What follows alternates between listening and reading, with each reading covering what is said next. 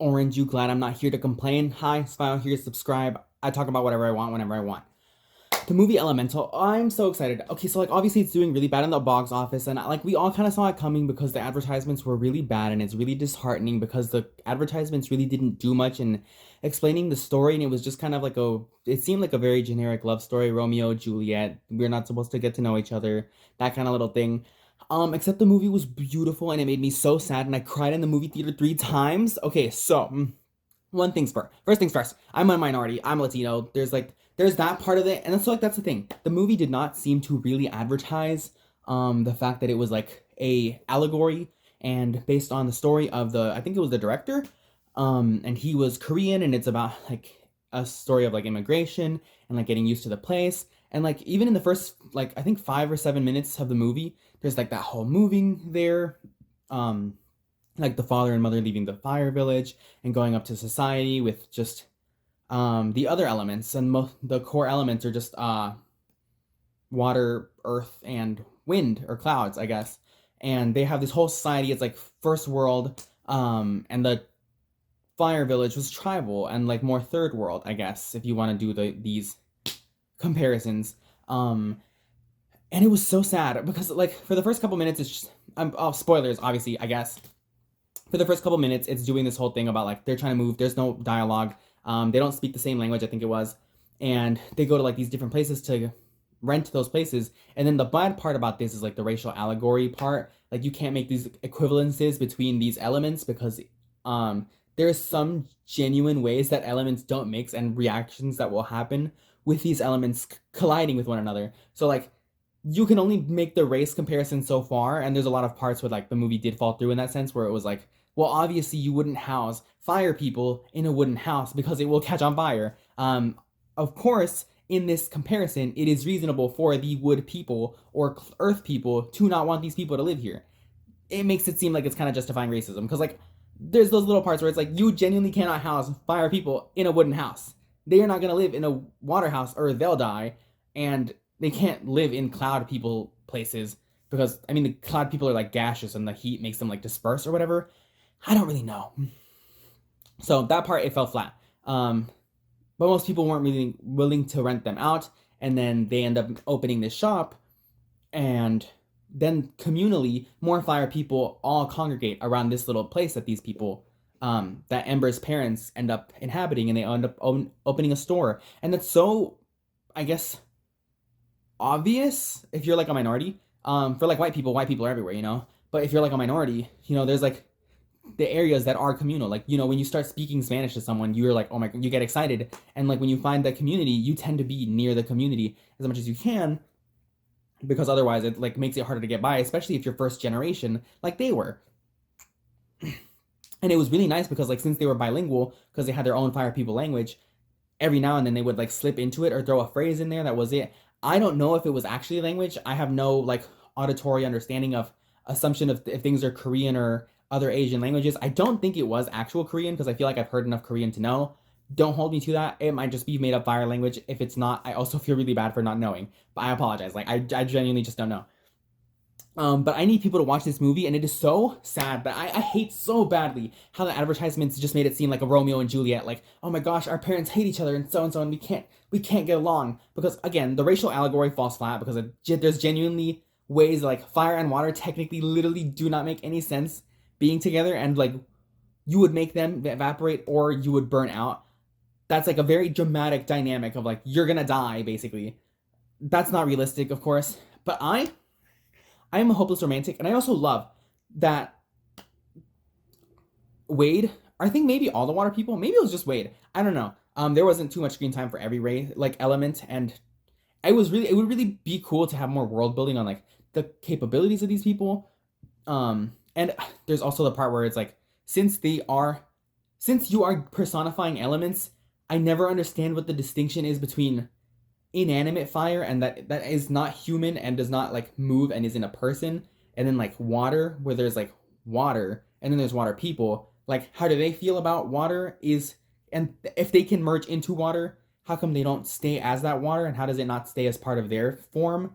It's really weird. And because like if you feed, there was a little clip where you feed fire fluid to the baby and that's food to it, but if a water person eats water or like is submerged in water. They absorb the water, but they can also get rid of the water to go back to their regular shape. And then there was also a little inconsistency in one of the clips where Wade loses his shirt. There's one where he throws it over the fence and drops it onto him, and then it's his shirt again. But there's this other one where it just like refades into his skin. So I'm like, is there rules for the clothing? I don't understand. And I don't understand where the fire person's body actually is, because there's times where they like put the apron over her head and it like shrinks her head, and then her body disperses through it.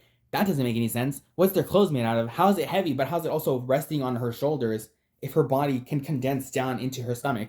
But it was really cute also, showing like their emotional expressiveness when something would happen. So there was a stadium game with one of the cloud people. She was really mad, and like she's a cloud person, so she starts like storming, and like thunder starts going everywhere. And then the fire girl like changes fire color, and she like releases like a shockwave of just like fire basically. The water people, I think so far we only just saw Raid cry really, and he like, you know, it was waterworks all over, like a lot of water. And then I don't remember what earth people did. I don't think I saw anyone who was earthy get angry. But the little cloud guy who was flirting with Ember could like grow flowers by force. Cute. A lot of, I don't know. The movie's beautiful. It is so cute. I really wish more people would see it. It feels like it's Pixar is so bad about advertising some of these movies.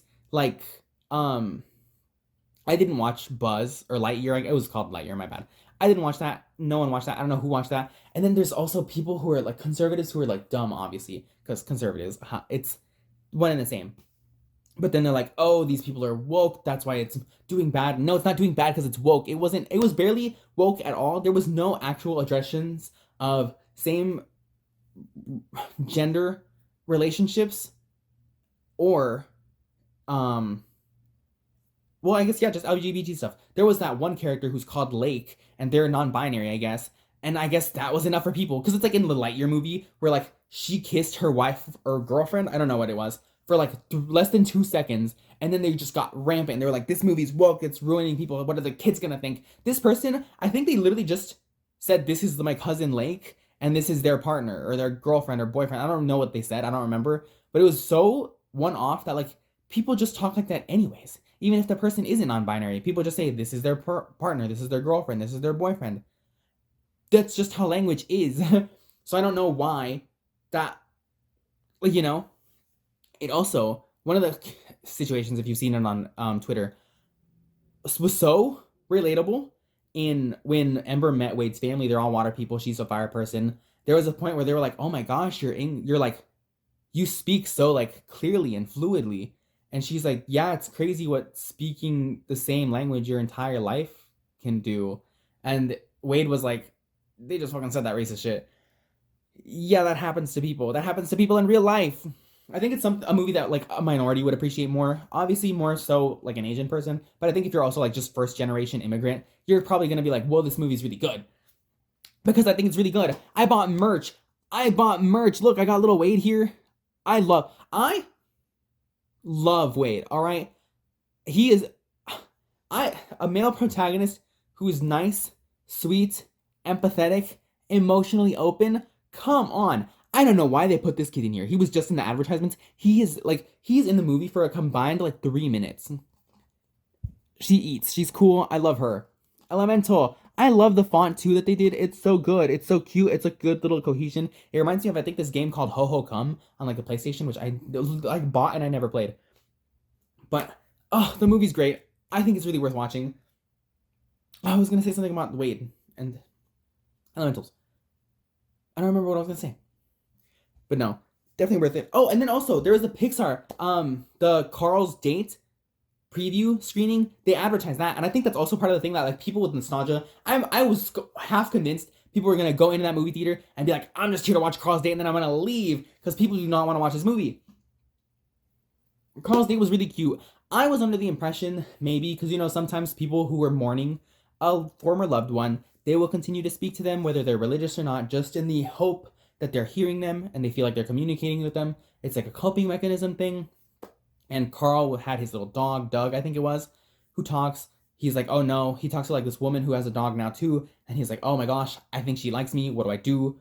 it's funny. Doug's explaining dog behaviors of like how you would court another dog, and then he was like, "Should I bring a gift?" He misunderstands some of those stuff because he's been out of practice for a while, and then he at the very end of it he takes a picture of him and his wife Ellie, and he's like, I don't remember what he said, but it was like, "No matter what, you'll always be my girl." He kisses the picture, he puts it back. I'm crying from the freaking preview movie. I was like, "Ugh." And then I cried like 2 more times during the movie because I am a hopeless romantic.